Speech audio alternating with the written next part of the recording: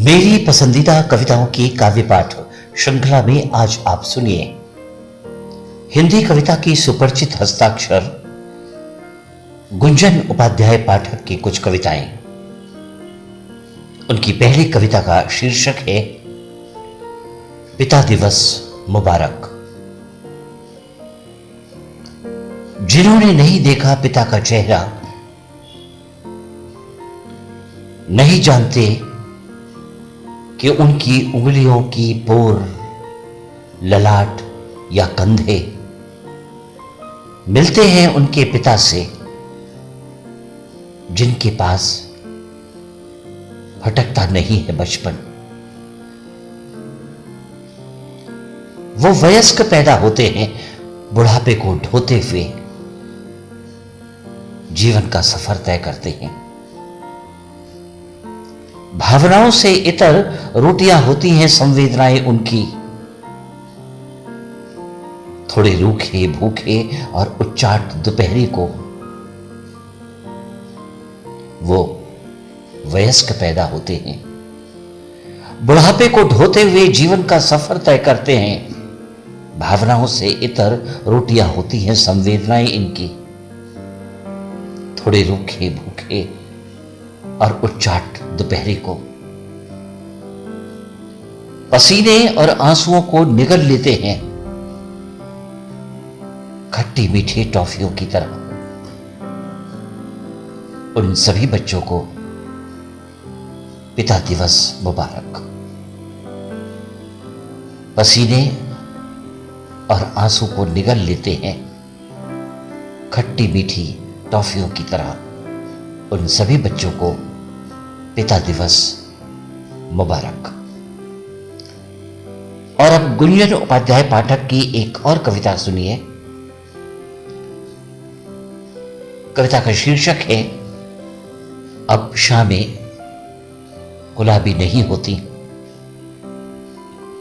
अब शामें गुलाबी नहीं होती, कत्थई होती हैं, तुम्हारे शहर के उस आखिरी कॉफी जैसी। रातें भी अब चमकती हैं और चमकते चमकते टपक पड़ती हैं दीवारों से,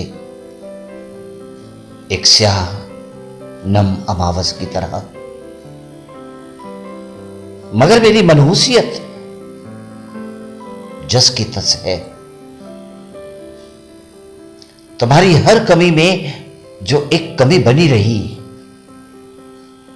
वो मेरे माथे की लकीरों में जमी रही।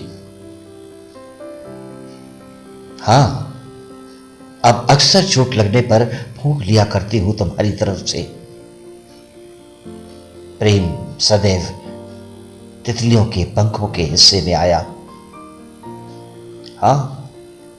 हां, अब अक्सर चोट लगने पर फूंक लिया करती हूं तुम्हारी तरफ से। प्रेम सदैव तितलियों के पंखों के हिस्से में आया। घोंगे की पीठ ढोती रही विरह सदैव। हम और तुम खाली उदास पन्ने ही रहे। हम और तुम खाली उदास पन्ने ही रहे। और अब सुनिए गुंजन उपाध्याय पाठक की एक और कविता। कविता का शीर्षक है कितना संतुलित हो प्रेम। कितना संतुलित हो प्रेम कि छलके भी ना और रीते भी ना, न मुंदी पलकों से बहे, न कोई बेवजह हंसे कि उसका आना शरबत घोल दे नस नस में। कितना संतुलित हो प्रेम। कितना संतुलित हो प्रेम कि छलके भी ना रीते भी ना, न मुंदी पलकों से बहे, न कोई बेवजह हंसे उसका आना शरबत घोल दे नस नस पे।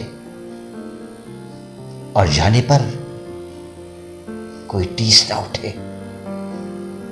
कितना हो गुणन फल, धमनियों के संवेदन क्या, हृदय के स्पंदन को फर्क न पड़े।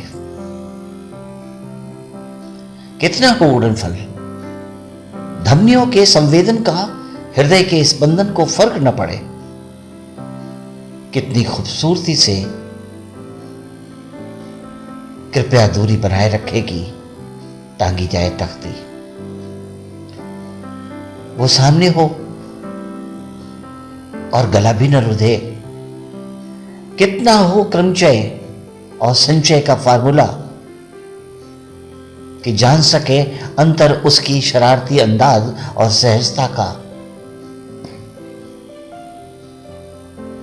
या फिर मुझे प्रेम को धर कर ताक पर बने रहे कठपुतली और सूजी आंखों को देते रहे भाप, कंठ में रुके हुए हिचकियों का, और सूजी आंखों को देते रहे भाप, कंठ में रुके हुए हिचकियों का। और अब सुनिए गुंजन उपाध्याय पाठक की एक और कविता। कविता का शीर्षक है ओ शिव। ओ शिव, मैंने नहीं किया तप तुम्हें पास सकने को। मालूम था ऑनर किलिंग में तुम ना आ सकोगे। ओ शिव, मैंने नहीं किया तप तुम्हें पा सकने को। मालूम था ऑनर किलिंग में तुम ना आ सकोगे। न देख सकी तुम्हारा चेहरा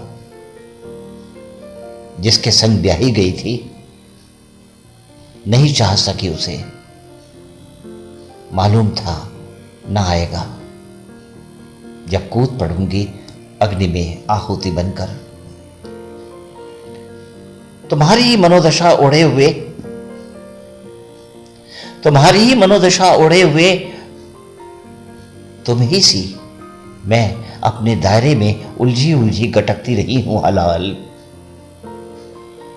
तुम्हारी मनोदशा ओढ़े हुए तुमसे ही मैं अपने ही दायरे में उलझी उलझी गटकती रही हूं हलाहल।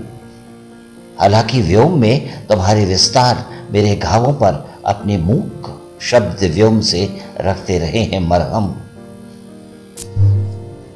और अब सुनिए गुंजन उपाध्याय पाठक की एक और कविता। कविता का शीर्षक है तुम्हारा पता। दिसंबर की सर्द हवाएं छूती हैं जैसे पूछती हो तुम्हारा पता। मैं नहीं जानती कहां हो तुम। संभवतः मेरे होने में शामिल है एक ईश्वर, प्रेम और थोड़ा सा धुआं। ईश्वर के साथ बैठी मैं गुनगुनाती हूं तुम्हारी कोई कविता। मैं नहीं जानती कहां हो तुम। संभवतः मेरे होने में शामिल हैं एक ईश्वर, प्रेम और थोड़ा सा धुआं। ईश्वर के साथ बैठी मैं गुनगुनाती हूं तुम्हारी कोई कविता। और प्रेम हुलस कर थाम लेता है बाहें मेरी। और प्रेम हुलस कर थाम लेता है बाहें मेरी। मेरी हथेलियों में उभरती है नई रेखाएं और ईश्वर रो पड़ता है। मेरी हथेलियों में उभरती हैं नई रेखाएं और ईश्वर रो पड़ता है।